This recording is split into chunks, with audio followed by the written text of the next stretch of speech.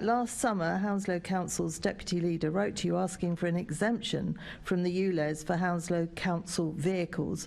Were you surprised that Hounslow Council asked for that delay? I'm not aware of that particular delay, but I'm aware that during the consultation there are many views received, and those responses to the consultation form part of the analysis done by the independent company that went into the final report. Well, that's interesting because I read it. It was in a few papers. Anyway, given that 67% of cars in Hounslow are non-compliant, shouldn't the real surprise be that Hounslow Council weren't pushing for a delay for all the vehicles, not just their own?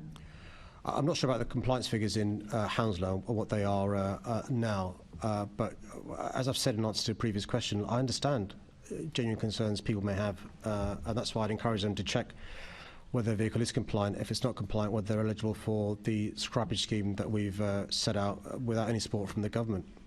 Do you not actually understand the hypocrisy of this? So the council approves of your dreadful extended ULEZ scheme. It asks you for exemption for itself, but thinks that their own residents should be paying it. Do you not see the hypocrisy in that? Well, I can't speak to the individual circumstances, but there are discussions we've had with others over the years. So in 2017, 2018, we had conversations with the ambulance service, the fire brigade, the police. That's quite normal, and so it doesn't surprise me that councils want to check that their vehicles are compliant and so forth. And so I'm not clear what the issue is with councils wanting to check their vehicles are compliant and making response to consultation. No. They want you to give them exemptions. They basically, Hounslow Council, I think they're run by Labour, they have asked you for exemptions for their council vehicles. I'm saying to you, do you not think that is hypocritical, bearing in mind they've supported this dreadful extended ULEZ scheme of yours, bearing in mind that they've supported that despite the fact that 67% of their residents have got non-compliant vehicles, and yet had the cheek to then ask you to give them an exemption, not their residents, them, for their council vehicles until they replace them. Same old Labour. No, because we entered into a memorandum of understanding with, for example, the ambulance service. The NHS is very much in favour of these policies, the health practitioners are.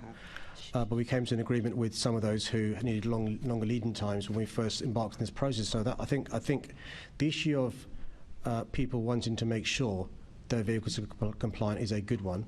We're trying to make sure we bring in the ULEZ this August all across London, and councils during the consultation will not unreasonably put in responses. I'm not sure what the criticism is they're putting in response to consultation. Well, this perhaps reflects why I said we don't think you're a capable mayor. If you don't understand the difference between the ambulance service and a council who are put in there by their residents, they're not standing up for their residents who've got 67% of non-compliance. No, they're looking after themselves and asking for exemptions for themselves, the council, not their residents. Do you not see that in any way as being wrong?